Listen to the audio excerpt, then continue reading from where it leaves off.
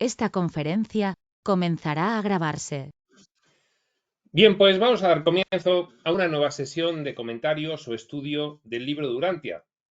Esta vez estamos con la parte primera, el universo central y los superuniversos, y continuamos con el documento número 12, el universo de los universos. Es el único documento en el que previamente el libro de Urantia, antes de entrar a ir revelando contenido detallado de cada uno de los aspectos y de cada una de las partes de lo previamente anunciado y enunciado, pues lo que hace es una especie como de visión general de la organización y administración del gran universo maestro. Pues bien, hemos visto 6 epígrafes y vamos a comenzar el epígrafe 7, la parte y el todo, un epígrafe interesantísimo y con gran contenido revelatorio. Y sin más preámbulo, pues comenzamos la lectura y comentario en la página 137 del libro regular. Y dice así: 7. La parte y el todo. Una ley inexorable e impersonal. Inexorable que no puede dejar de cumplirse. Impersonal que no se refiere a personas. Que es equivalente a la función de una providencia cósmica. Una ley que es equivalente a algo cuyo desenlace está predeterminado, la providencia cósmica, desenlace a nivel universal, por supuesto. Esta ley opera a través de todo el tiempo y el espacio y respecto a toda realidad, cualquiera que sea su naturaleza. Es decir, es absoluta, es una ley absoluta.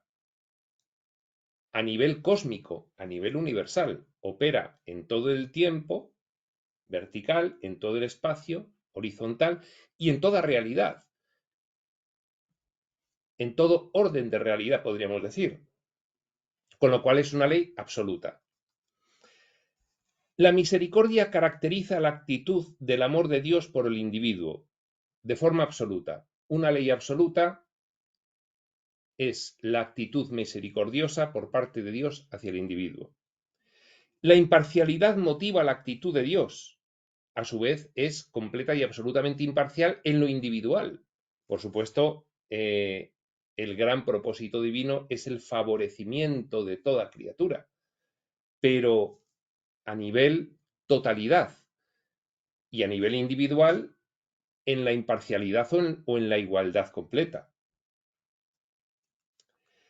La voluntad de Dios no prevalece necesariamente en la parte, el corazón de una personalidad determinada, pero su voluntad realmente gobierna la totalidad, el universo de los universos. ¿Qué quiere decir?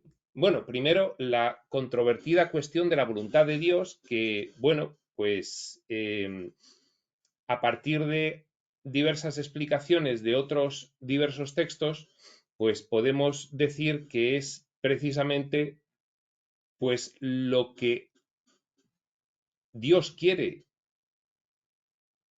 para todo individuo. Y esto tiene trampa, porque precisamente aquí está el matiz del libro de Urantia respecto de lo individual y lo colectivo. Dios quiere para todos lo mismo. Dios tiene una voluntad en relación a la totalidad. ¿Y qué es lo que ocurre? Que esa voluntad puede estar alineada con la voluntad de la criatura, del personaje del espacio-tiempo, o no. Con lo cual, a nivel individual, la voluntad de Dios en el gran escenario cósmico puede cumplirse o no. Yo puedo actuar mi vida conforme a la voluntad de Dios o no. Eso depende de mí, de mi libre elección. Pero hay una ley universal, inexorable y absoluta que dice que a nivel colectivo la voluntad de Dios se está cumpliendo. Y esto, pues realmente lo es en muchos niveles, porque la voluntad de Dios o propósito cósmico del espíritu es la exploración de las infinitas posibilidades de experimentación para el autoconocimiento. en el ámbito de la limitación. Pues bien, eso es lo que se está haciendo, con lo cual, se haga lo que se haga, se va a cumplir la voluntad de Dios a nivel colectivo. Y va a haber una experimentación, y va a haber un autoconocimiento partiendo de haber alcanzado el contraste con la nada, con el no ser, y desde ahí recuperar el recuerdo y la noción de lo que es el ser, con lo cual el propósito universal se está cumpliendo, no hay forma de que no se cumpla, porque lo que ocurre es lo que se quiso que ocurriese, que es la experimentación de la infinita variabilidad de experiencias. Entonces, a nivel individual, pues la voluntad de Dios es que cada uno alcance la máxima experiencia de sí mismo y una convergencia final hacia lo que es, en realidad, hacia la divinidad, hacia el espíritu. Entonces, a nivel individual puede no estarse cumpliendo transitoriamente la voluntad de Dios. A nivel colectivo se está cumpliendo completamente.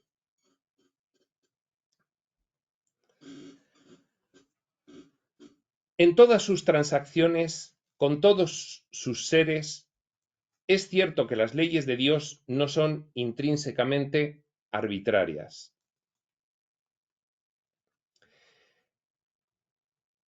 Claro, esto tiene truco también, porque ahora lo va a reconocer. Hay muchísimas criaturas que, debido a estar en un punto de su proceso de evolución, tienen un nivel de conciencia determinado y entonces pueden pensar, no, no, aquí hay actos divinos manifiestamente injustos, si no, ¿cómo es posible que Dios permita la pobreza y el sufrimiento y tal y cual?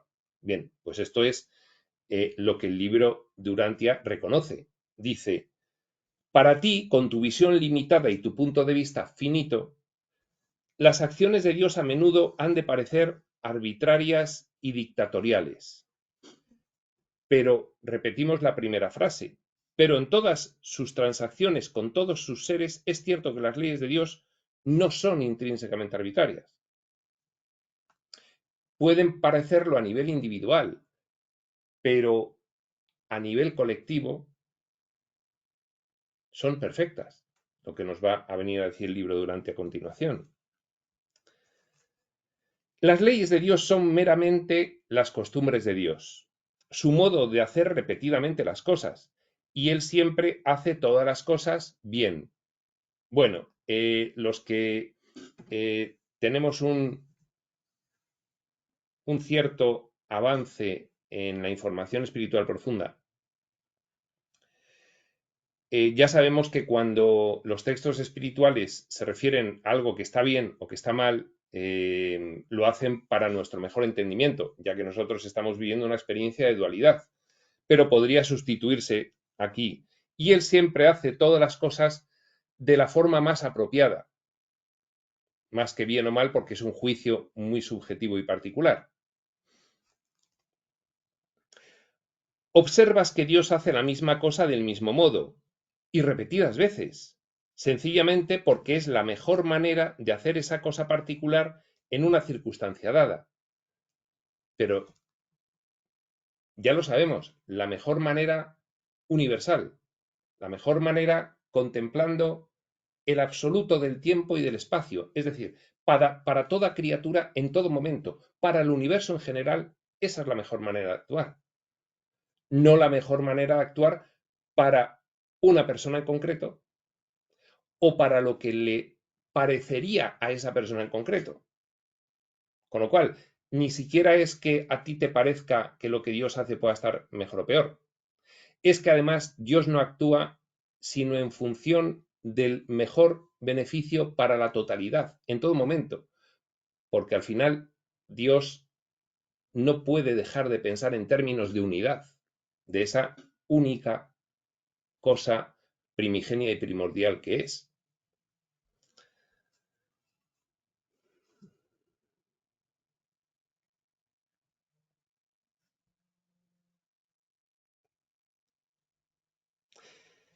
Y la mejor manera de hacer las cosas es la manera correcta, y por lo tanto la sabiduría infinita siempre lo ordena de esa manera precisa y perfecta. Debes recordar también que la naturaleza no es acción exclusiva de la deidad. Existen otras influencias en esos fenómenos que el hombre llama naturaleza. Claro, el libro de Urantia tiene que recurrir aquí a atribuir un cierto carácter aleatorio, la naturaleza de algunas cuestiones o de algunos fenómenos o de algunos acontecimientos o de algunos sucesos, tanto individuales como colectivos. Pues, por ejemplo, el tema climatológico, ¿no? Pues son cosas de la naturaleza y ahí Dios no tiene todo que ver. Bien, esto es porque el libro de Urantia no se expresa en términos de los planos de planificación, solo se expresa en los términos de los planos de manifestación. Lo hemos dicho muchas veces cuando hemos ido comentando estas cuestiones, cuando han ido saliendo. ¿Cuáles son las consecuencias de todo ello? Pues que si el libro de Urantia solo habla de los planos de manifestación, es decir, de dentro del escenario, de los personajes y de lo que acontece, y fijaos, cuando hablo de dentro del escenario, hablo del gran escenario universal. Recordemos que el libro de Urantia se está planteando la cuestión directamente desde un punto de vista de manifestación, el gran escenario universal y los diversos subescenarios, e indirectamente, no le queda más remedio, habla de los planos de planificación, pero no habla en detalle sobre los planos de planificación en ningún momento, ¿de acuerdo? Siempre habla como de que lo que ocurre es un solo plano, el gran plano universal, ¿de acuerdo? No habla de la trastienda, no habla de la parte de atrás del escenario, no habla de los guiones, de las planificaciones, de las decisiones en cuanto a las experiencias vitales, no habla sino disfrazadamente de los fractales de la fuente, disfrazadamente como personajes, no como actores. Con lo cual, es lógico que esa parte de efecto en los escenarios de la planificación, pues por ejemplo, esa parte en la cual otros textos espirituales reconocen que somos co-creadores individuales y colectivos, los personajes humanos, por ejemplo, cualquier otro personaje, en cualquier otro entorno de realidad. Esa parte en la cual los textos modernos reconocen que no hay ni un solo fenómeno natural que no se corresponda con una administración del inconsciente colectivo. Inconsciente colectivo para el personaje humano, pero en otros niveles, siendo multidimensionales como somos.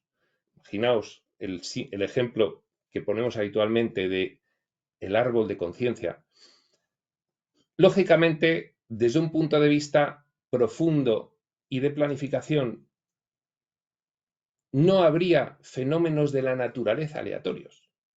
Lo que pasa es que el libro de Urantia, como no entra a explicar los planos de planificación, como no entra a valorar la multidimensionalidad simultánea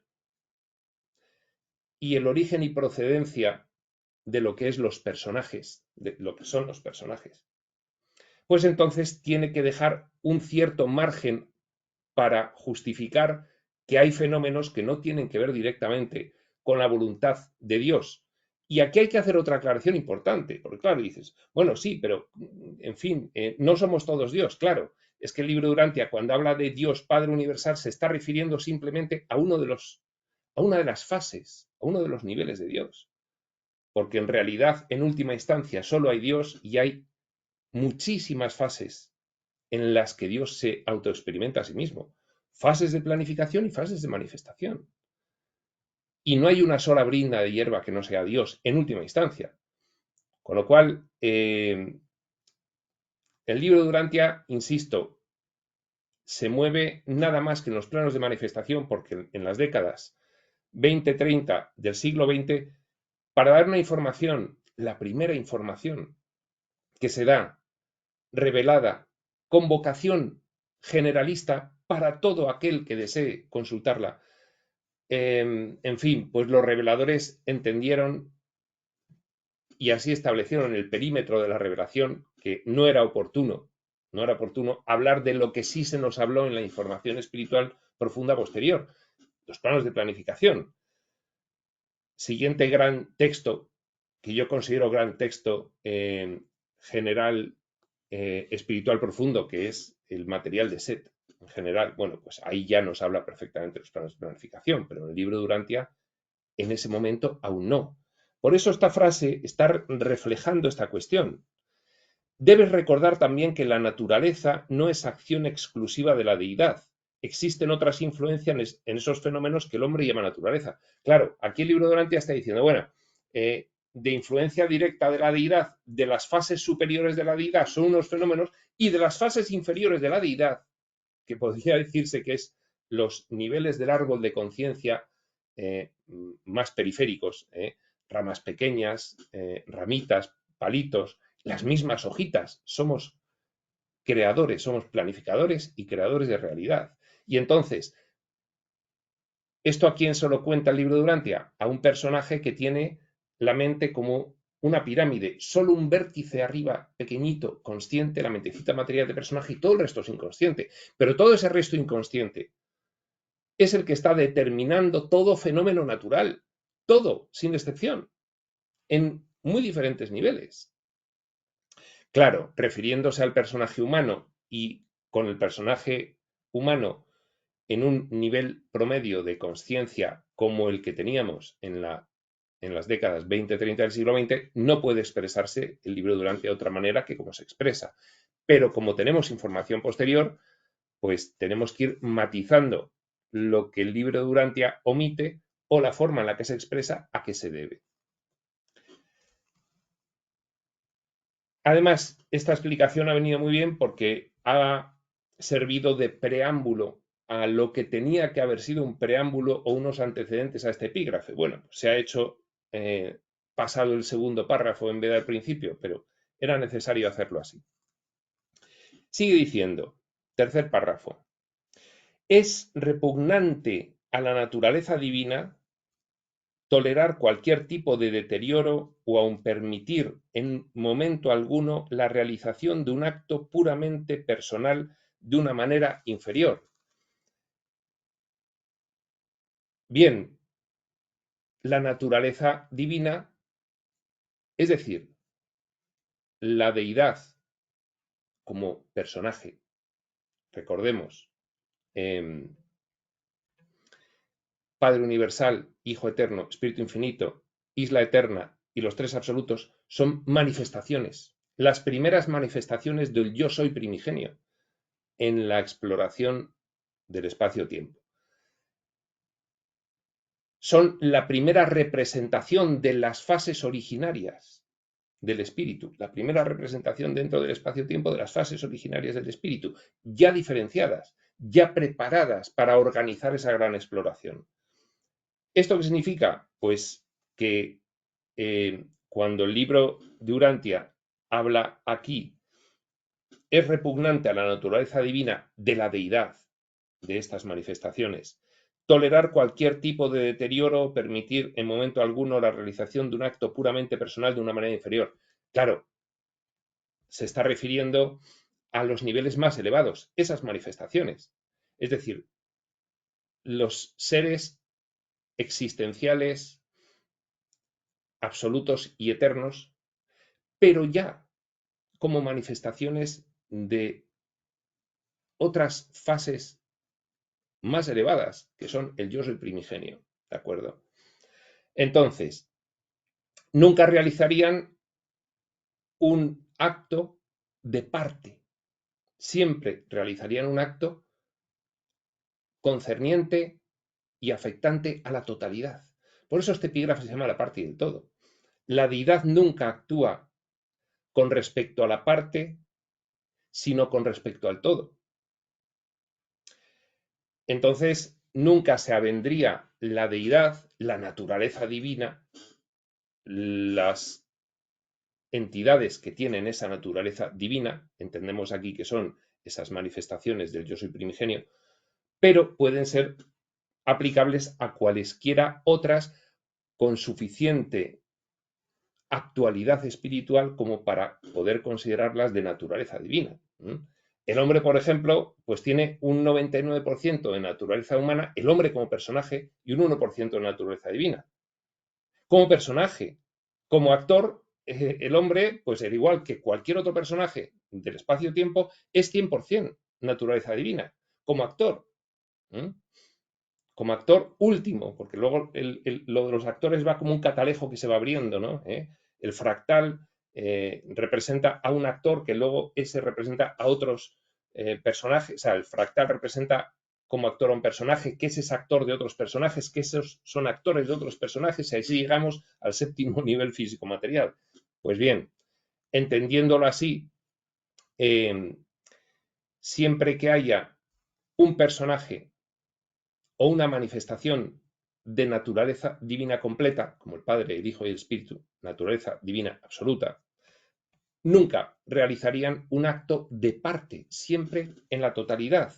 Como hemos dicho al principio, respecto de esa ley enunciada, una ley inexorable, impersonal, que opera a través de todo el tiempo y el espacio y respecto a toda realidad, cualquiera que sea su naturaleza. Una ley absoluta.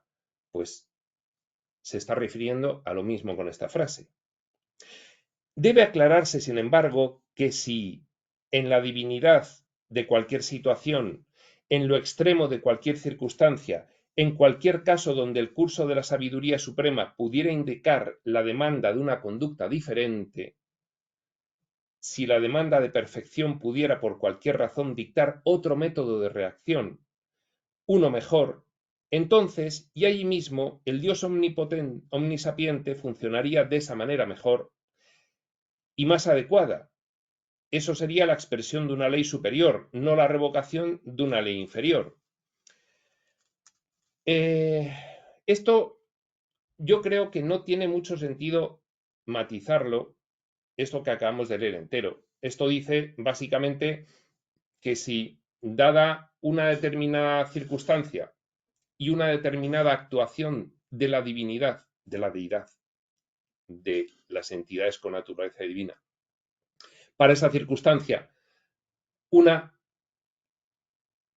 actuación predeterminada fuese la del tipo A, si para esa circunstancia concretamente hubiese una mejor que fuese la del tipo A con una pequeña variación que sería la del tipo B, siempre se utilizaría la actuación tipo B y no la del tipo A. Pues claro, pero si ya lo hemos dicho. Es decir, siempre la deidad va a realizar la mejor, la más apropiada actuación para la totalidad. Para la totalidad. Entonces, en ese sentido, bueno, pues esta matización es como que reafirma lo que se ha dicho anteriormente, pero no le aporta demasiado. ¿De acuerdo? Dios no es esclavo de sus hábitos, de la cronicidad de la repetición de sus propias acciones voluntarias. Pues claro, es decir, aquí no hay un automatismo, sino que siempre hay una reflexión, una razón divina, una misericordia aplicada, justicia y sabiduría. Siempre está todo en juego para dar en cada situación la mejor solución. Lo que pasa que como estamos hablando de naturaleza divina, la mejor solución en cada situación siempre es la misma. No la misma general, sino la misma aplicada a cada diferente situación, la más apropiada.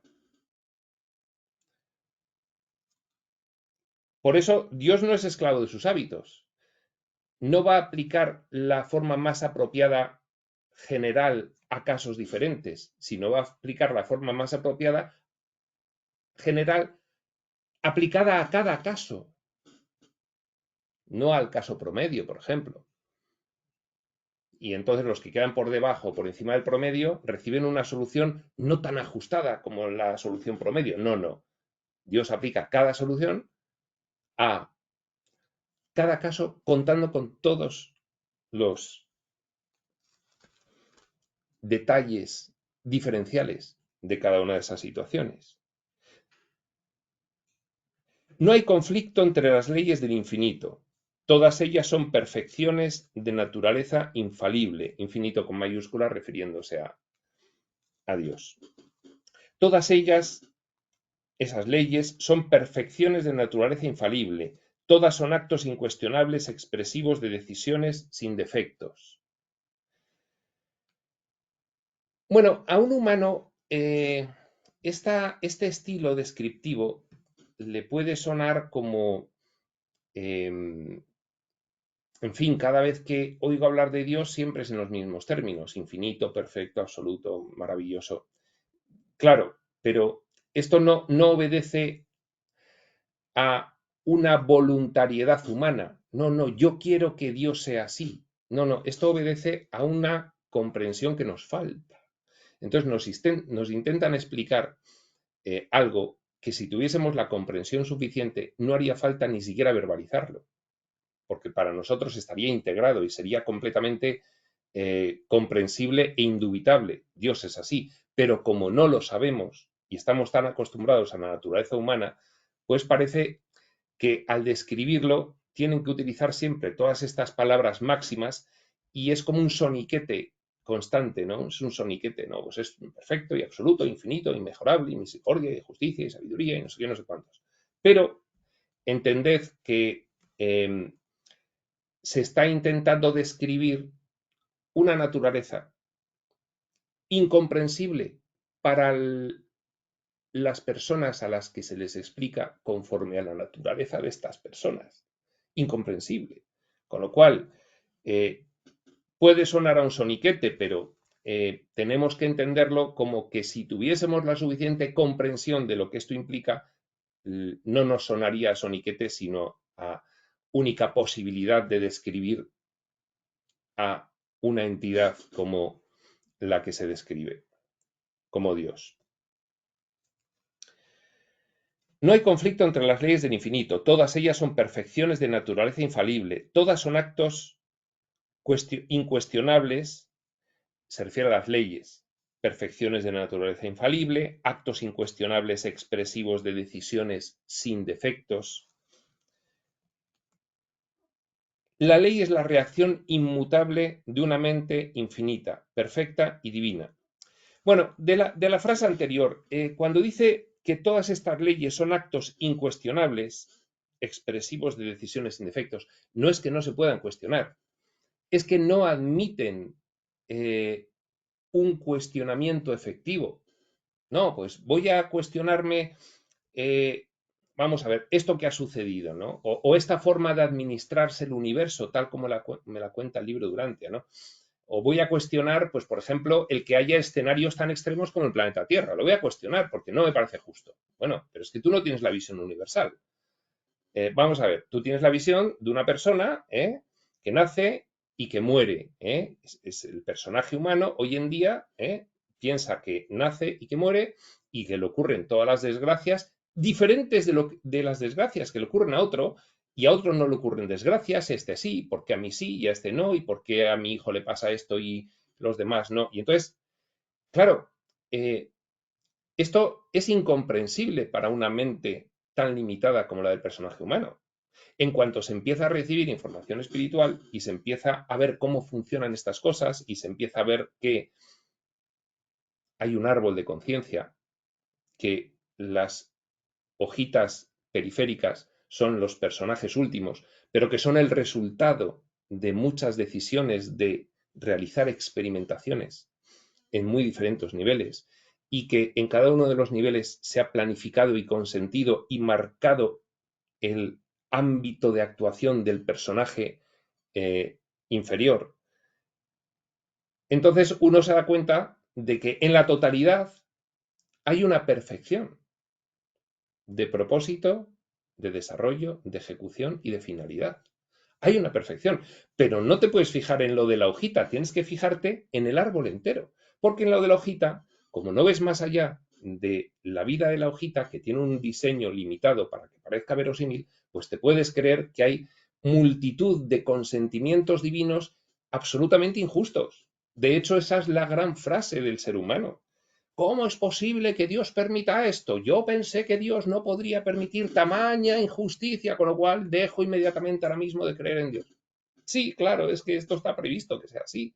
Pero en cuanto tienes más información, te das cuenta de que hay una perfección por encima de todo lo que acontece individualmente. Y lo que acontece en el planeta Tierra es individual, porque es un escenario de la totalidad de escenarios que tiene el espacio-tiempo. Es solo un escenario. Entonces, no se puede ver la perfección de las decisiones de la divinidad que siempre se realizan de la misma manera, por eso son leyes, y de forma absoluta, para todo el tiempo y para todo el espacio, afectando, por lo tanto, a todas las criaturas, a todos los personajes del espacio-tiempo, a todos los personajes del universo durante todo el tiempo del universo,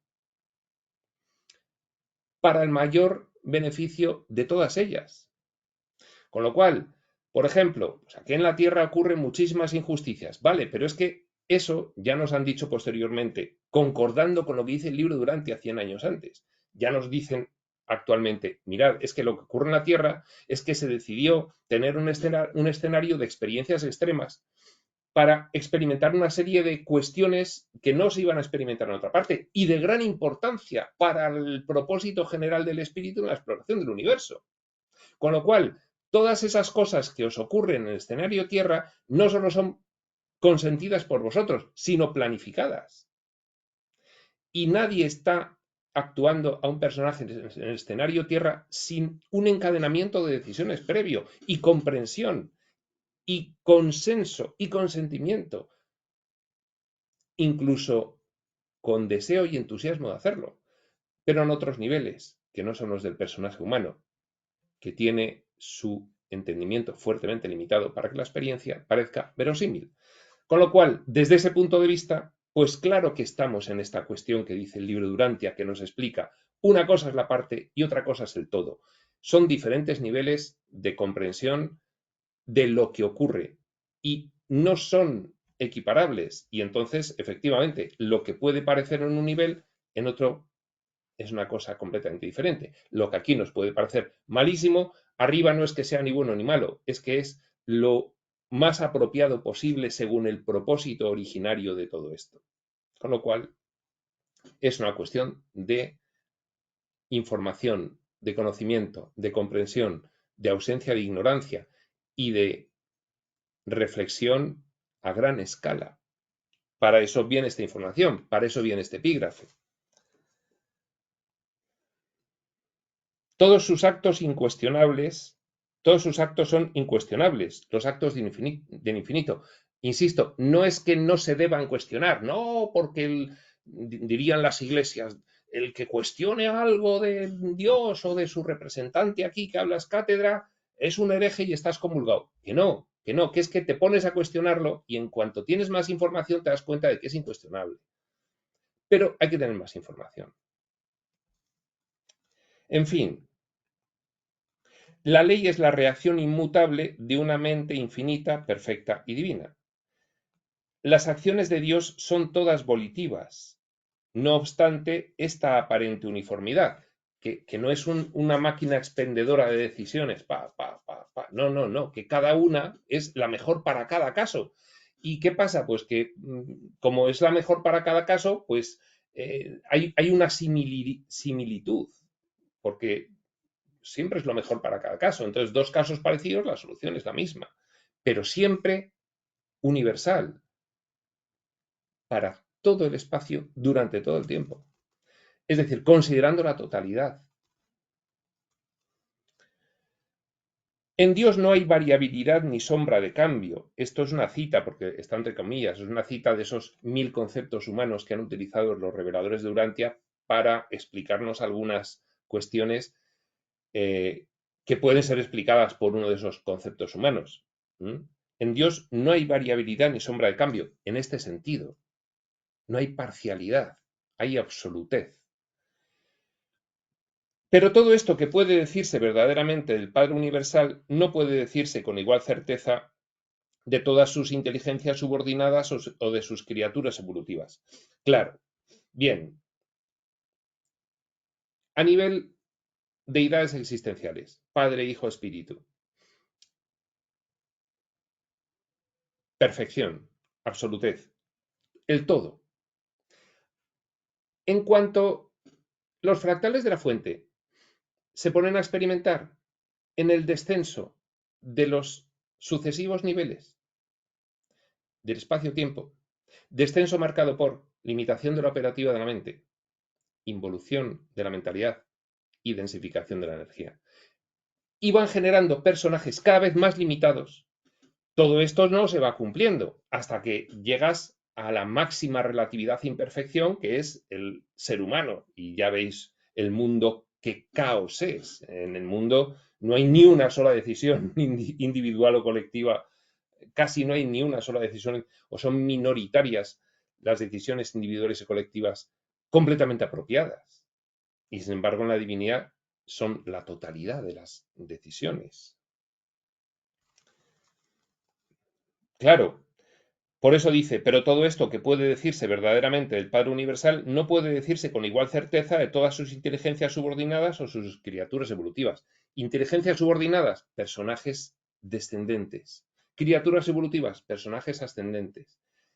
El libro de Urantia nos va a dar una clasificación funcional espectacularmente detallada de todos los personajes descendentes. Pues bien, según vas descendiendo, esos personajes del propósito de ayuda no son personajes de experimentación, van siendo cada vez más falibles, porque están más limitados. Y los ascendentes, que son completamente falibles desde donde empiezan a ascender, por ejemplo, nivel séptimo físico-material, van siendo cada vez más fiables según van ascendiendo.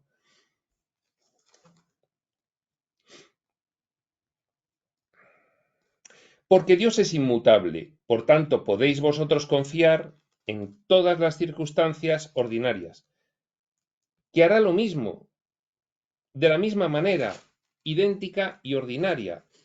Esto hay que volver a matizarlo, porque el libro de Urantia lo quiere matizar, solo que al decir algunas frases,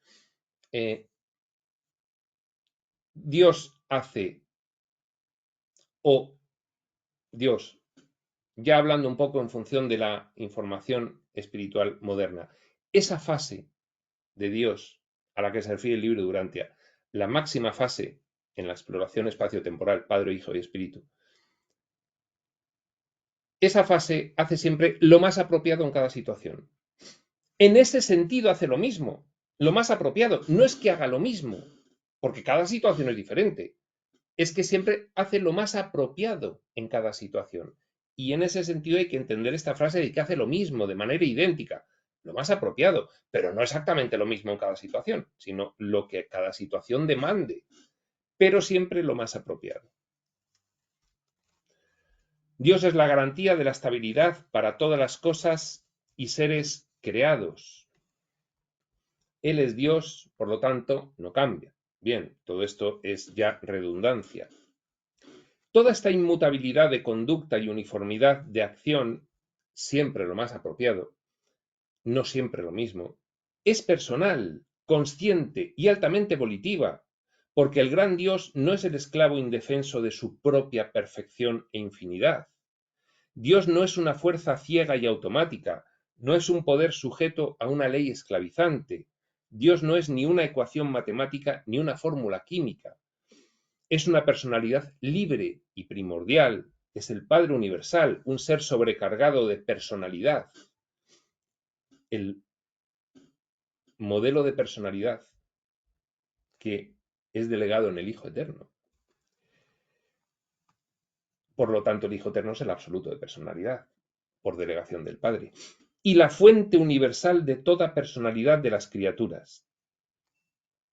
Bien, decide, vamos a poner un ejemplo, imaginaos la inteligencia artificial. Entonces la inteligencia artificial,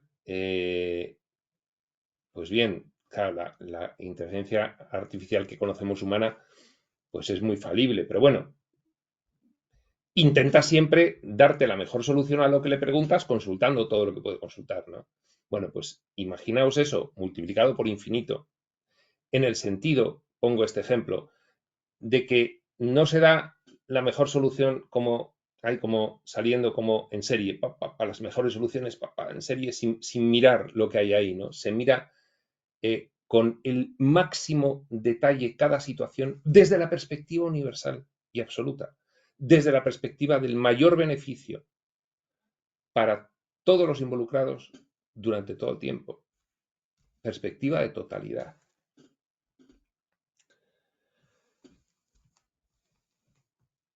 Otro párrafo.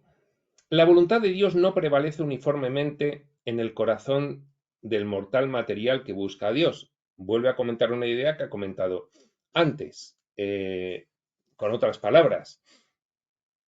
La voluntad de Dios se realiza en los personajes muy divinizados. En los que no están muy divinizados o evolucionados, no se realiza. Por ejemplo, en el 99,99% de los humanos no se realiza la voluntad de Dios, porque no estamos muy divinizados. Hay un grado de ejecución de la voluntad de Dios por parte de cada uno de nosotros variable en función de nuestro nivel de consciencia. La voluntad de Dios no prevalece uniformemente en el corazón del mortal material que busca a Dios, se refiere a los hombres. Hombres, en fin, cualquier personaje mortal material del espacio-tiempo, no solo los humanos tal como nos conocemos. Aunque el libro Durantia llama humanos a todos los que tienen el mismo nivel de conciencia que nosotros y están en el nivel físico-material, no humanos, aunque no tengan forma humana.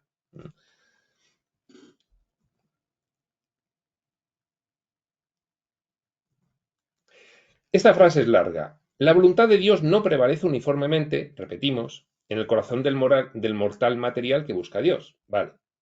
Pero si el marco temporal se extiende más allá del momento de abarcar la totalidad de la primera vida, entonces la voluntad de Dios se hace cada vez más discernible en los frutos del Espíritu que se producen en la vida de los hijos de Dios guiados por el Espíritu. Esto parece un galimatías de frase, pero tiene un sentido. Y fijaos, el libro de Urantia. Volvemos a una cuestión que es una cuestión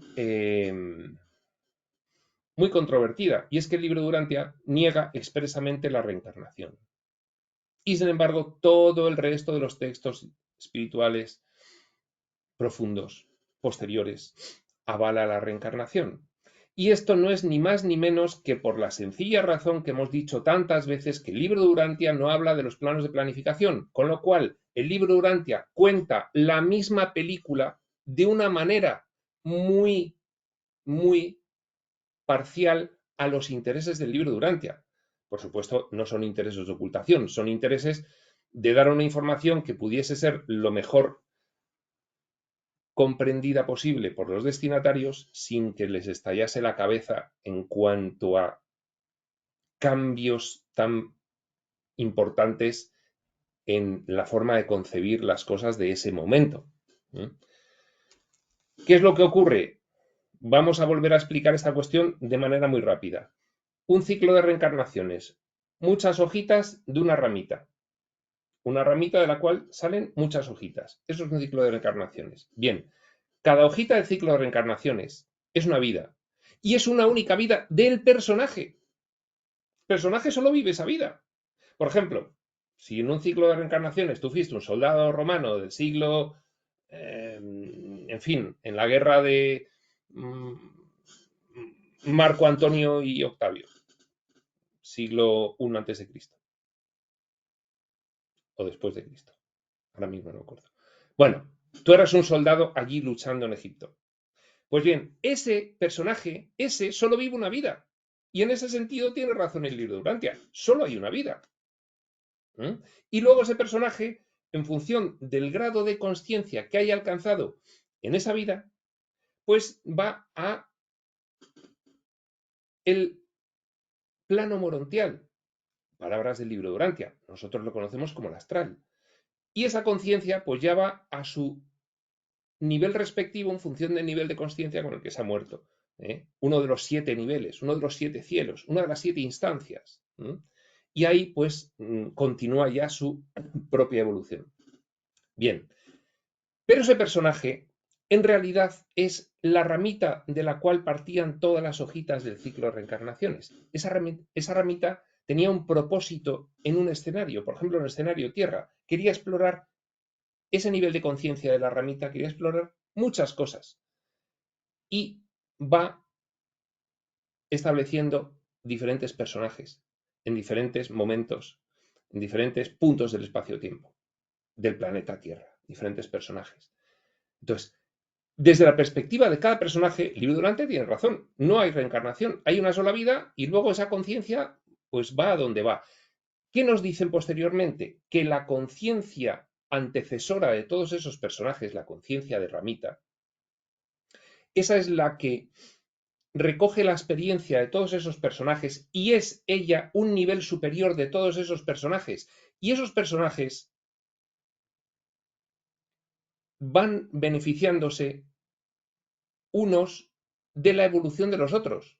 Si un ciclo de reencarnaciones se produce en sentido positivo, no en sentido negativo, que también se producen en sentido positivo, porque hay experiencias que tienen como propósito explorar la oscuridad, con lo cual unos cada vez peor. Pero bueno, sentido positivo, pues entonces cada personaje posterior va ofreciéndole el nivel de conciencia superior a los personajes previos, porque al final se unifican todos en la conciencia de nodo superior, de ramita de la cual parten todos. Esto no es fácil de comprender, pero esto nos lo han explicado después. ¿Cómo iba? Si no lo entendemos 100 años más tarde, no quiso el libro Durante entrar a explicarlo en su momento. Muchas razones. Pues bien, aquí fijaos lo que dice. La voluntad de Dios no prevalece uniformemente en el corazón del mortal material que busca a Dios, ¿vale? Hasta ahí bien. Cada uno tiene un nivel de conciencia y actúa como considera, alineado con la divinidad o no, ¿vale? Voluntad de Dios, no voluntad de Dios. Y además, seguramente en cada momento de forma diferente. Así somos de erráticos.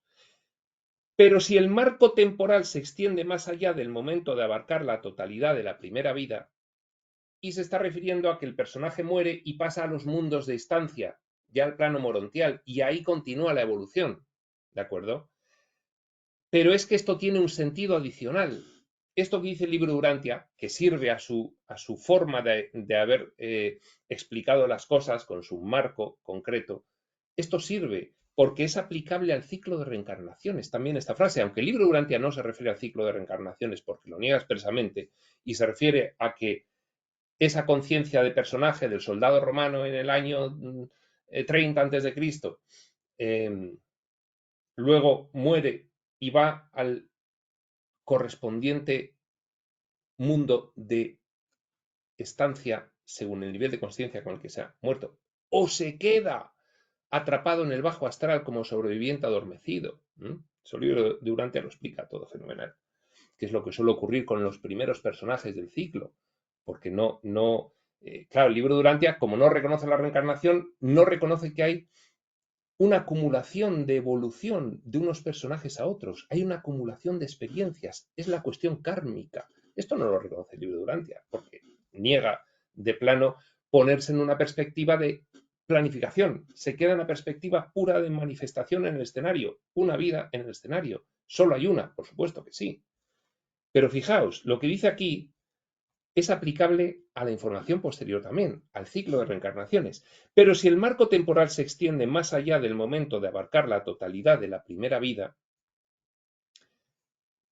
aunque el libro Durante aquí se refiere a los mundos de estancia en el plano astral, morontial, pero imaginaos esto aplicable a otras vidas subsiguientes del ciclo de reencarnaciones.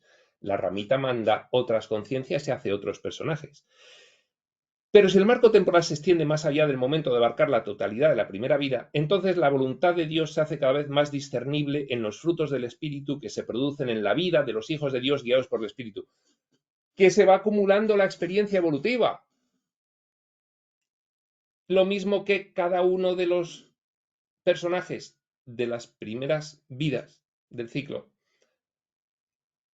ellos van evolucionando en los mundos de estancia. Pero yo me atrevería a decir, y esto es una especulación, conforme los siguientes personajes del ciclo de reencarnaciones van evolucionando, porque al final hay una unidad, que es el nodo de conciencia del cual parten todos esos personajes. Hay una unidad. Y entonces todo tiene que ir correlativo. Con lo cual, esto, bueno, pues tampoco nos lo han explicado con gran detalle la armonización final de todo, pero ya se puede ir especulando. Sigue diciendo, y si la vida humana se amplía ulteriormente para incluir la experiencia morontial, pues esa conciencia de personaje que pasa al astral y va a su mundo de estancia a seguir aprendiendo. Hace una descripción maravillosa el libro Durantia de qué es lo que ocurre con la conciencia de cada personaje en el mundo de estancia. Y eso es real, y eso ocurre. Lo que pasa que, como no habla de los planos de planificación el libro Durantia, no te cuenta la unión que hay por encima del nodo de conciencia en ese gran árbol del cual parten las hojitas, esa ramita del cual parten las vidas del ciclo de encarnaciones. No nos habla de esa conexión, de esa unión final que hay ahí entre todos estos aspectos. Y si la vida humana se amplía ulteriormente para incluir la experiencia morontial, se observa que la voluntad divina resplandece con fulgor cada vez mayor en los actos espiritualizados de esas criaturas del tiempo que han comenzado a gozar las delicias divinas de experimentar la relación de la personalidad del hombre con la personalidad del Padre Universal. Bien, hay una evolución posterior en el astral. Y si el personaje, siendo humano, no hacía nada a la voluntad de Dios, si la hiciese completamente estaría alineado, pero como no la hace, sin embargo, en el astral va haciendo cada vez más la voluntad de Dios, porque va aprendiendo, pero esto coincide con la evolución del resto de personajes del ciclo de reencarnaciones, no puede ser de otra manera, no puede ser de otra manera.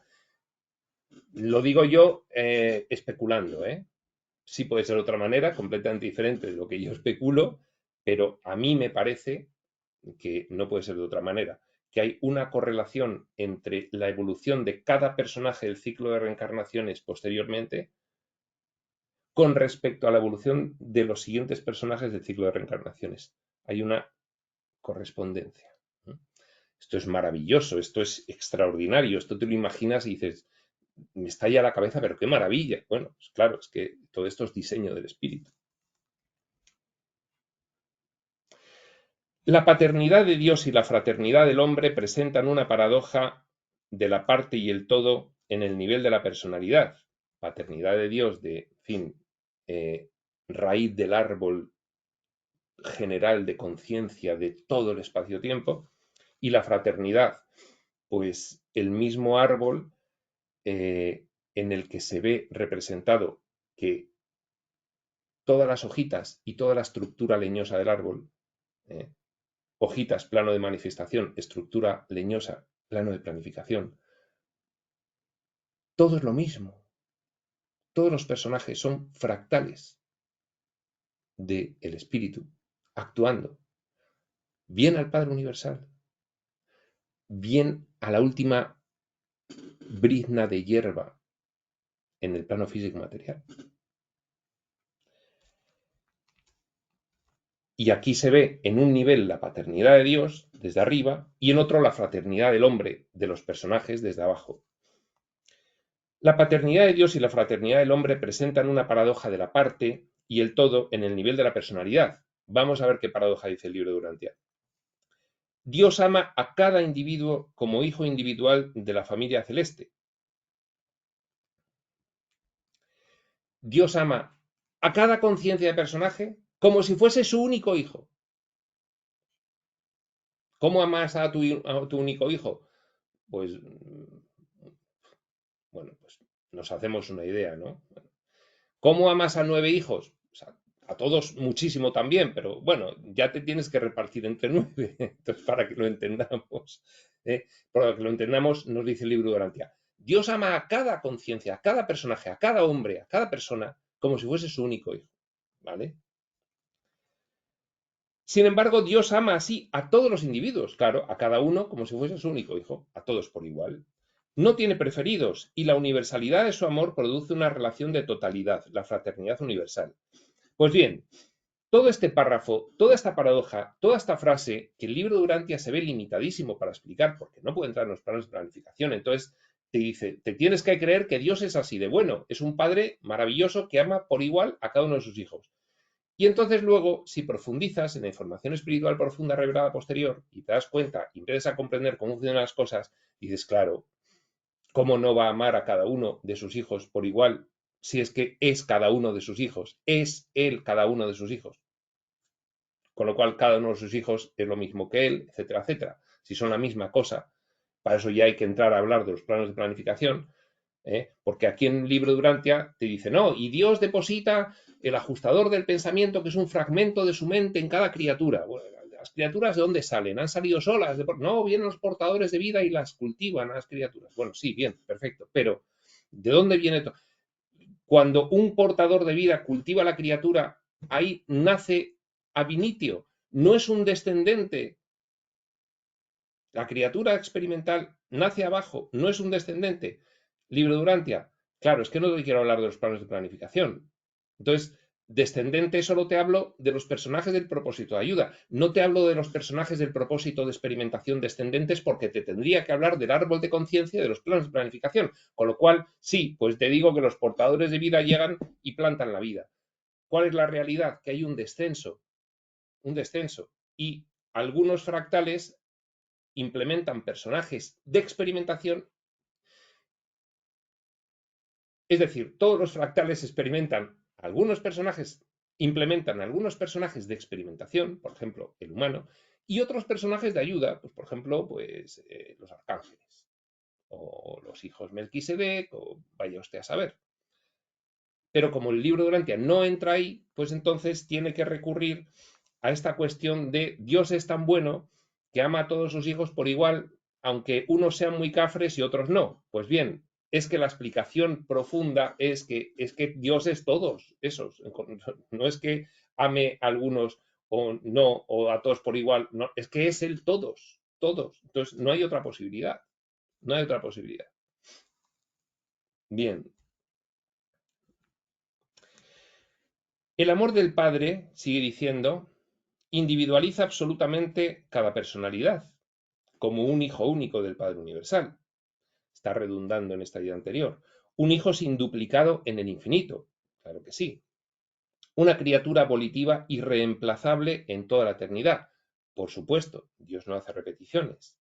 El amor del Padre glorifica a cada hijo de Dios, hijo con minúsculas, cada personaje de experimentación, cada humano, por ejemplo, iluminando a cada miembro de la familia celestial, el ajustador del pensamiento, el fractal de la fuente, claro que sí, donde esté, porque luego el libro de Urantia no nos acaba de decir que hay contenedores biológicos que no tienen fractal de la fuente. Y la información espiritual moderna sí que nos lo dice. Pero eso es una cuestión menor. Eso es casi una cuestión como de, en fin, accesoria. Que hay personajes de relleno que están creados por todos los que estamos aquí actuando. Sí, bueno. Y que además la conciencia, el árbol de conciencia, imaginaos que hay hojitas en el aire que no están atadas a una ramita. El árbol tiene hojitas atadas a las ramitas y tiene otras hojitas en el aire. Y entonces, de repente, una ramita que está atada a una hojita, deja esa hojita y se pasa a otra hojita que estaba en el aire y la agarra. O sin soltar la hojita previa, lanza un agarre a la otra hojita que estaba en el aire. Es que todo esto ya nos lo han contado con más detalle, porque ya estamos preparados para comprender, pero es mucho más en fin, prolijo de lo que se explicaba en estos momentos, ¿no? Mucho más prolijo. Pero sí, claro, todo esto es verdad. El amor del Padre, claro que es verdad, por supuesto es verdad. Lo que ocurre es que hay más de lo que está contando el libro de Urantia. Ya hemos explicado por qué, porque no tenía que contar más en este momento. De hecho, es que ahora, últimamente, en los últimos años, nos cuentan muchas más cosas que nos contaban hace 10 y hace 20 y hace 30. Claro, es que es normal, porque estamos más preparados. Entonces ya nos van dando una información acorde a lo que podemos comprender en cada momento. No, es que el libro de Urantia, fíjate lo que dice. Entonces, o los de después son falsos o este es falso. Que no, que son todos verdaderos, pero todos adaptados al mejor aprovechamiento en cada momento. Ya, pero es que se contradicen abiertamente. Que no. Eso es una cuestión de niveles, de comprensión por niveles. Y se ve claramente. Pues bien, sigue diciendo, os repetimos y seguimos, el amor del Padre individualiza absolutamente cada personalidad como un hijo único del Padre universal, un hijo sin duplicado en el infinito, una criatura volitiva irreemplazable en toda la eternidad. El amor del Padre glorifica a cada hijo de Dios, iluminando a cada miembro de la familia celestial, perfilando agudamente la naturaleza única de cada ser personal, perfilando agudamente la naturaleza única de cada ser personal. Todo esto es verdad, no hay repeticiones. Cada hojita del árbol es diferente de las demás e igual de importante, con un propósito, porque experimenta una variabilidad de experiencias diferente de la variabilidad de experiencias que experimenta la otra, perfilando agudamente la naturaleza única de cada ser personal frente a los niveles impersonales que se hallan fuera del círculo fraterno del Padre de todos. Esta frase es enigmática, este inciso final, perfilando agudamente la naturaleza única de cada ser personal frente a los niveles impersonales que se hallan fuera del circuito fraterno del Padre de todos. Claro, recordemos, el yo soy primigenio es indiferenciado, personal, impersonal, todo al mismo tiempo. En la exploración del espacio-tiempo hay una diferenciación previa, antes de comenzar la exploración, en 3, pero luego hay una diferenciación en 7. Y ahí ya se hace según 4 criterios. Criterio de si es personal o impersonal, estático o dinámico, actual o potencial, deificado o no deificado. Pues bien, surgen las 7 manifestaciones: Padre, Hijo, Espíritu, Isla Eterna del Paraíso y los 3 absolutos. Cada una con una variante de esos 4 criterios de diferenciación. Pues bien, fíjate lo que dice aquí el libro de Urantia. Vamos a repetir la frase entera.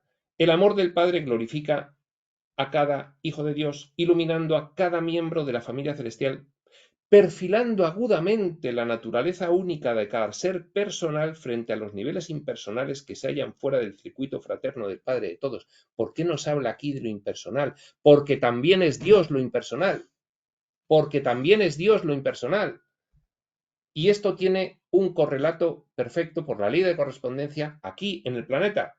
Una piedra es impersonal, sí. ¿Es Dios? Sí. ¿Ya está? Porque es impersonal en manifestación. Sin embargo, en planificación es un fractal de la fuente también. ¿Qué otra cosa va a ser?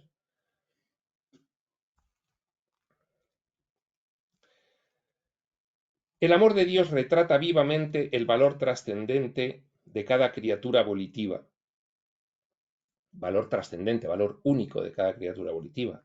Inequívocamente revela el altísimo valor que el Padre Universal ha colocado sobre todos y cada uno de sus hijos. No puede ser de otra manera. Ahora lo entendemos mejor. A la lectura de esto te lo tienes que creer porque Dios es perfecto. Pero ahora entendemos por qué ocurre así, porque entendemos qué es lo que es en realidad. Inequívocamente revela el altísimo valor que el Padre Universal ha colocado sobre todos y cada uno de sus hijos, desde la más elevada personalidad creadora de estado paradisíaco, los hijos creadores paradisíacos, Micael de Nevadón, por ejemplo, hasta la personalidad más inferior de dignidad volitiva entre las tribus de los hombres salvajes en los albores de las especies humanas en algún mundo evolutivo del tiempo y del espacio. Fíjate, en este sentido, el libro de Urantia, claro, no, Dios ha creado todo, Dios ha creado el Hijo creador paradisíaco y este va voluntariamente a un ámbito geográfico espaciotemporal del universo, lo elige y ahí genera todo lo que hay dentro, lo crea, o sea, es un hijo creador, está creando en conjunto con el padre, está creando él como personaje, y nosotros seríamos creaciones de ese hijo creador. Todo esto es dicho de una forma que lo puedan entender los de hace 100 años y a su vez maravillosamente combinado y armonizado con lo que nos dicen actualmente y con la comprensión que tenemos de todo esto. Es que cuadra a la perfección, de verdad, cuadra a la perfección. Y además es explicable. Fijaos, desde la más elevada personalidad creadora de estado paradisíaco, un hijo creador paradisíaco, un hijo descendente, no es un personaje de experimentación, es un personaje del propósito de ayuda. Hasta la personalidad más inferior de dignidad evolutiva entre las tribus de hombres salvajes en los albores de las especies humanas, hasta los monos, hasta los animales, quiere decir. Hasta que, bueno, el libro Durantia diferencia entre los animales que tienen ya características humanas, es decir, conciencia de autorreferencia y conciencia moral, y los que no. Pero bueno, da igual. Son, ya lo sabemos desde, en fin, los principios herméticos. Son octavas de entornos de realidad diferentes y en el ámbito mineral, luego le hemos llamado el nivel dimensional o densidad 1, el ámbito vegetal y animal, el 2, el humano, el 3, el astral, el 4, y así. Pero que de lo que se dice aquí ahora se entiende perfectamente por qué lo decía así y qué omitía y por qué lo omitía. Eso es lo que es importante que entendamos de lo que leemos del libro Durantia con respecto a la información moderna. El amor mismo de Dios por el individuo crea la familia divina de todos los individuos. La paternidad genera la fraternidad. La fraternidad es una condición de la paternidad. La fraternidad universal de los hijos del libre albedrío del Padre del Paraíso. Y esta fraternidad, siendo universal, es una relación de totalidad. La fraternidad, cuando es universal, no revela la relación con un individual, sino la relación con los todos, desde el nivel de considerar una unidad a todos los personajes actuados por fractales que a su vez son la única y misma cosa que es el yo soy primigenio. La fraternidad es una realidad de lo total es una única cosa y por lo tanto revela cualidades de la totalidad. Fijaos, ya lo está diciendo aquí, está hablando de la unicidad de la que habla en Curso de Milagros, está hablando el libro Durante aquí mismo. La fraternidad es una realidad a lo total y dice que hay una fraternidad entre todas las criaturas del espacio-tiempo y eso es una totalidad, porque es una unidad. Habla de los planos de planificación sin hablar de ello. Y por lo tanto revela cualidades de la totalidad, esa fraternidad, en contradicción con las cualidades de la parte. Claro que sí. La fraternidad constituye un hecho de relación entre todas las personalidades en la existencia universal. Un hecho de relación. Eso es lo que queríamos explorar, la relatividad. Sigue siendo una cosa única, pero queríamos formular un diseño aparente de separación para poder estudiar las relaciones no dentro de la comprensión común de la unidad, sino de la comprensión común de la separación. Ninguna persona puede evadir los beneficios o las sanciones que puedan sobrevenirle como resultado de una relación con otras personas. El karma, los beneficios o las sanciones que pudieran sobrevenirle a una persona como resultado de una relación con otras personas es que lo que has resuelto lo liberas, beneficio, y lo que no has resuelto lo acumulas para la siguiente partida. Sanción, aquí en el libro Durantia. La parte se beneficia o sufre en relación con el todo. Esto es importante. Esto es una idea muy importante que establece el libro Durantia y muy avanzada. Muy avanzada respecto de lo que es la información espiritual actual, muy avanzada. La parte se beneficia o sufre en relación con el todo, con la totalidad. El buen esfuerzo de cada hombre beneficia a todos los hombres, a toda criatura del espacio-tiempo. El error o el mal de cada hombre aumenta las tribulaciones de todos los hombres. Y esto, además, ahora lo conocemos desde un punto de vista energético. El libro de Urantia tampoco habla desde un punto de vista energético sutil, porque para hablar desde los puntos de vista energéticos sutiles de las experiencias humanas tendría que hablar de los planos de planificación, del ser interno, de los niveles de realidad, de los niveles dimensionales. Tendría que hablar de todo eso. Y no habla. Pero lo sigue diciendo. Según se mueve la parte, así se mueve el todo. Según es el progreso de la totalidad, así el progreso de la parte. Porque hay una conexión completa de todos los elementos aparentemente separados que hay en el espacio-tiempo. Con lo cual, se mueven en conjunto. Entonces, es como una especie de sábana, que sí, que individualmente hay más progreso aquí, pero va influenciando algo de alrededor. Entonces levantas la sábana y, ¿veis? No son puntos completamente independientes, sino que tras la apariencia de separación hay una unidad y hay una afección para el progreso o para la involución entre todos los personajes. Las velocidades relativas de la parte y el todo determinan si la parte se atrasa por la inercia del todo o si adelanta por el impulso de la fraternidad cósmica. ¡Wow! Esta frase es impresionante.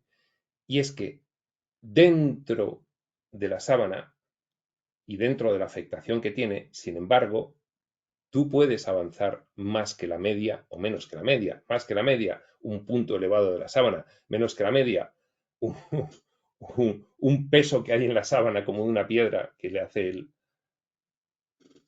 el agujero. Las velocidades relativas de la parte y el todo determinan si la parte se atrasa por la inercia del todo o se adelanta por el impulso de la fraternidad cósmica. Es un misterio que Dios sea un ser altamente personal y autoconsciente con un centro de gobierno residencial, la isla eterna del paraíso.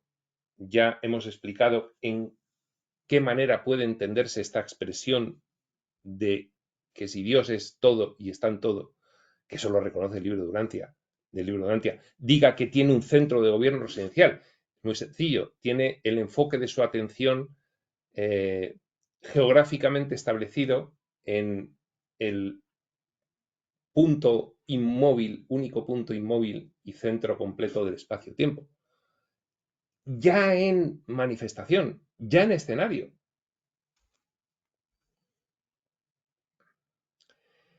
Es un misterio que Dios sea un ser altamente personal y autoconsciente con un centro de gobierno residencial y al mismo tiempo esté presente personalmente en un universo tan vasto y en contacto personal con un número de seres casi infinito. Es un misterio, pero con la información que tenemos actualmente es comprensible. No es tan misterio ya. Los misterios, pues, según se va teniendo atisbos, pues se van perdiendo ese carácter misterioso. Que tal fenómeno sea un misterio que rebasa la comprensión humana no debe disminuir en lo más mínimo vuestra fe. Correcto. No tienes información suficiente de los planos de planificación y de lo que ocurre en realidad como para poder imaginarte todo esto en una cierta aproximación, pues es una cuestión de fe. No dejéis que la magnitud de la infinidad, la inmensidad de la eternidad y la grandeza y gloria del carácter incomparable de Dios os sobrecojan, os hagan vacilar u os desalienten, porque el Padre no está muy lejos de ninguno de vosotros, habita dentro de vosotros. La ramita que llega a esta hojita, ahí está, la ramita. Y en él todos nosotros literalmente nos movemos, realmente vivimos y verdaderamente tenemos nuestro ser. Pues sí, efectivamente, aquí hace un reconocimiento el libro de Durantia de la unidad final de esencia, origen, propósito y destino de todo el espacio-tiempo, una unidad.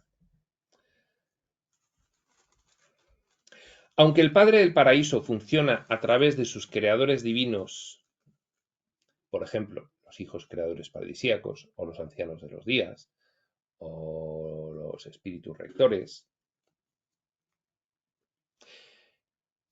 aunque el Padre del Paraíso funciona a través de sus creadores divinos y sus hijos criaturas, nosotros, por ejemplo, disfruta también del contacto interior más íntimo con vosotros, un contacto tan sublime, tan altamente personal, que aún está más allá de mi comprensión. Esa misteriosa comunión del fragmento del Padre con el alma humana y con la mente mortal en la cual mora realmente. Bien, a ese fragmento, el ajustador del pensamiento, en otro sentido le hemos llamado, según la información actual, nuestro yo superior, que puede ser el del nodo inmediatamente superior o el de un nodo superior a ese, o así hasta, de hecho, es todos, el yo superior es todos los niveles multidimensionales hasta la fuente. Si sabéis lo que hacéis con estos dones de Dios, por ello mismo sabéis que el Padre está en estrecha relación no solo con sus asociados divinos, sino también con sus hijos mortales evolutivos del tiempo. Personajes descendentes y personajes ascendentes, personajes del propósito de ayuda, personajes del propósito de experimentación. El Padre ciertamente mora en el paraíso, tiene su atención fijada allí, pero su divina presencia también mora en la mente de los hombres, también tiene su atención fijada en cada hojita del gran árbol de conciencia, lógicamente. Aunque se ha derramado el espíritu de un hijo, sobre todo, aunque sea derramado el espíritu de un hijo sobre toda carne, aunque un hijo morara cierta vez entre vosotros en semejanza de carne mortal, está refiriéndose a Micael de Nevadón, Jesús de Nazaret. Aunque los serafines personalmente os guarden y guíen, ¿cómo puede ninguno de estos seres divinos de los centros segundo y tercero, los hijos creadores paradisíacos proceden del Hijo Eterno, segunda fuente y centro, todos los seres angélicos, serafines, bla, bla, bla, bla, bla, proceden del Espíritu Infinito, tercera fuente y centro?